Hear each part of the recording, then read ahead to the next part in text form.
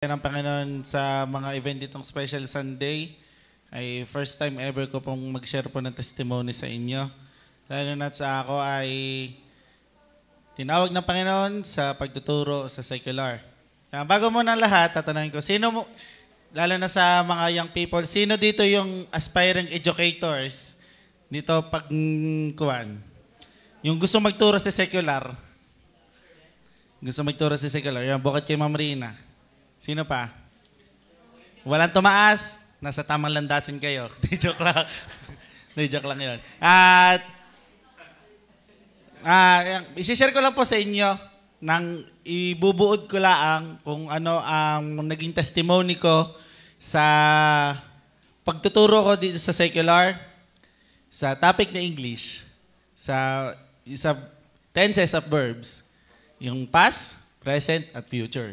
Yung hati-hatiin ko sa tatlong iyon kung anong testimony ko sa aking pagtuturo. Unahin muna natin siyempre ang past tense. Bago ako magturo, testimony ko, siyempre naging involved muna ako sa ministry. How I glorified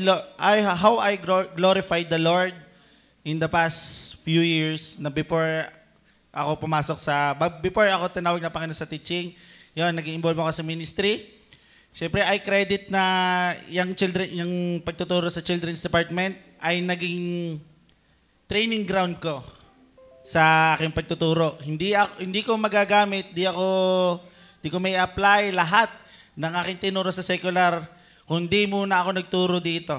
Way back, second year college, 2015 yata yun, I think, 2017 pala yun. 2017, ay nagturo na ako dito sa mga bata. Simula ako ay napasok pa. Kababaptize ko pa lang noon halos wala pa yatang 1 year. Ay tinanong na ako kung pwede ako magturo sa bata. And pinagpray ko muna sa Panginoon. Tinanggap ko yon ng may kaluguran. Dahil ang isip-isip ko naman ay magagamit ko yung pagtuturo ko sa mga bata pagdating ng pag ako ay tinawag na ng Panginoon sa public. And which is na ngayon, ay nagagamit ko nga how I discipline the children, how I teach lessons to them, tsaka paano yung mga approach ko sa iba't ibang levels ng bata. Kasi ang bata sa classroom, hindi siya homogeneous na pare-pares matalino. Ang component po ng bata sa isang classroom ay heterogeneous. Pag sinabi heterogeneous, mix ng needs improvement to yung mga moderate na students or pati yung mga grade ready. Ibig sabihin yung mga advanced na. Kailangan yun ay pare-parehas mong mabibigyan ng approach na pare-parehas ang magiging resulta ng mga bata. Next, present tense. How I glorify the Lord these present days. Sa ngayon, sa pagtuturo ko sa Lubo, 4.5 years na sa biyaya, ang bilis nga ng panahon ay, ang pagtuturo ko sa bata ay hindi ko winawalaan kung ano yung principle sa Bible when it comes to disciplining children, ay yun ang ina-apply ko sa mga bata kapag nagtuturo. Kasi kapag sa classroom teaching, hindi yung imik ka na ng imik. Hindi tulad dito sa Children's Department, ang kaibahan dito, ang mga bata ay sila ay listeners lang halos. At parang discussion method ang ginagawa ng teacher, imik lang sila ng imik sa mga bata hanggang sa sila ay matuto. Sa secular naman kasi, collaborative approach ang approach sa classroom. Kumbaga, magtatanong, ang teacher ay facilitators lamang ng learning. Ibig sabihin, ikaw ay taga-guide lamang. Hindi ikaw yung mag-spoon feed ng knowledge sa mga bata. Yun. Kumbaga, magtatanong ka sa kanila sa topic, magbibigay ka sa kanila ng idea, hanggang sa makuha nila yung particular lesson. Kumbaga sa approach ang tawag sa kanya ay inductive. Kumbaga, from specific to general. Magsasabi ka na specific na isang bagay doon sa topic na yon. Halimbawa, ang topic nga natin yung tenses of verbs. Magsasabi ka na isang verb. Anong verb ito? O kailan ito nangyari? Ganon din sa mga bata. Pagdating din sa present, instead of, aside from disciplining, ay syempre, hindi ko winawalaan yung sharing the word. Kasi which is the, commission pa rin natin bilang Kristiyano, lalo na bilang young steward na tinawag sa field, tungkulin talaga natin iyon. Na magbahagi ng salita ng Diyos, na hindi man as a whole, kasi hindi naman tayo full-time worker dito sa church, kundi papahapayawan natin yung soul winning dun sa mga bata. Halimbawa, sa klase ng ESP. Ang klase ng ESP, hindi naman lagi siya, or GMRC na sa matatag curriculum. Binalik na kasi yung GMRC, or Good Manners and Right Conduct. Sa GMRC, hindi yung kung ano yung nasa MELC or most essential learning competencies, ay yun ang ide-direct mo sa bata. Bilang Christian teacher, huwag mong iwawala kung bakit nangyari yung principle na yun. Kasi ang moral naman comes from God. Sa tunay. Magsasabi ka rin ng biblical principles bago mo i-approach yung pinaka-particular topic dun sa GMRC. Yan ang present tense na how I glorified God through present.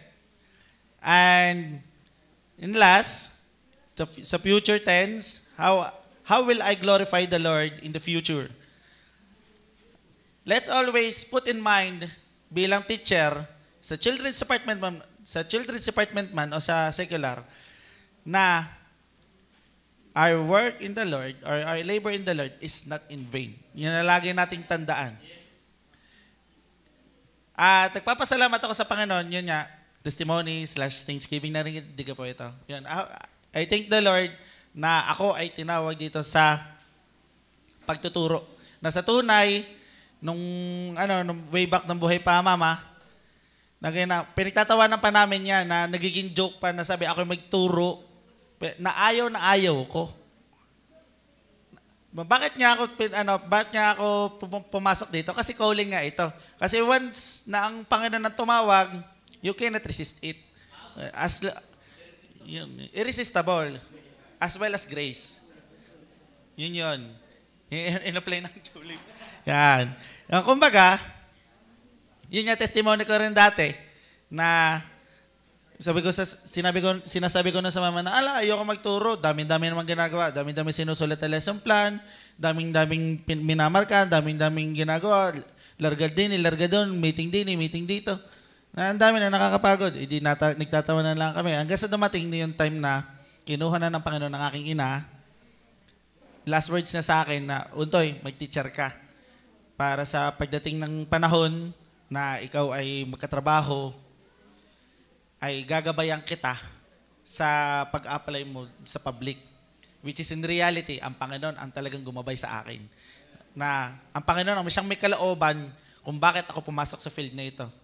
And I glorify the Lord na ang pagpapagal niya, ang pagpapagal natin bilang guro sa Kanya ay hindi walang kabuluhan. Yan lagi natin tatandaan.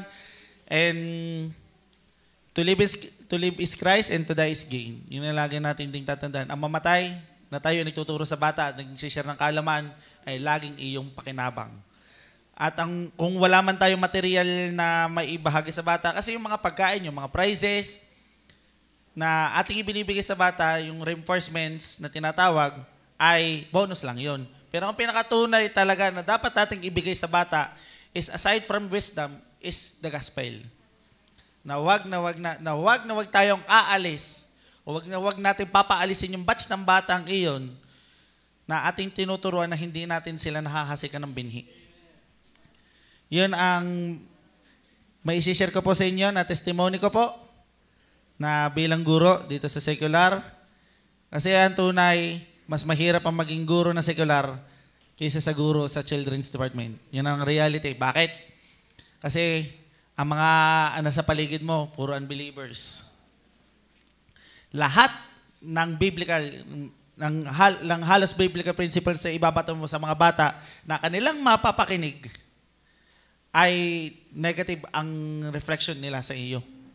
Most of the time. Yun ang lagi niyong tatandaan. At saka, pagdating sa teaching or pagdating sa kahit anumang trabaho, dapat magkaroon din tayo ng timbangan. Kung paano ka maglilingkod sa Panginoon at kung paano ka magtuturo at kung paano ka magtatrabaho sa anumang trabahong iyong pinasukan. Ibig sabihin, kung ikaw ay tuyag sa Panginoon, dapat ituyag ka rin dito sa trabahong iyong pinasukan. Pag tuyag ka lang dito sa iyong pinasukan na todo ikaw miski Sabado, Linggo, igawa, pero hindi mo naman ito pinagbibigyan pansin, ay observe ourselves na kailangan din natin ito. Ito yung salalayan natin kung bakit tayo nakakapagturo. Baka naman ang biglang lumabas lang sa ating bibig ay pawang mga salita lang na nanggagaling sa atin, ang mga salita lang natin kung walang Panginoon, walang kabuluhan. Ayun. Yun lang ang aking may papayo at salamat sa Panginoon. Walang hanggang pasasalamat sa Kanya na sana sa mga nabaptize at especially sa mga young people na kahit bagamat hindi man tumaas ng kamay ay mag-change din ng mind na katulad ko, pumasok din sa teaching, masubukan din nila kung gaano kahirap ang pagtuturo at laging tatandaan na teaching is the noblest profession of all. Ibig sabihin, tayo ang tulay kung bakit nagkaroon ng mga engineer, ng doktor, ng nurse, ng manager, na kung ano man trabaho is because of teachers.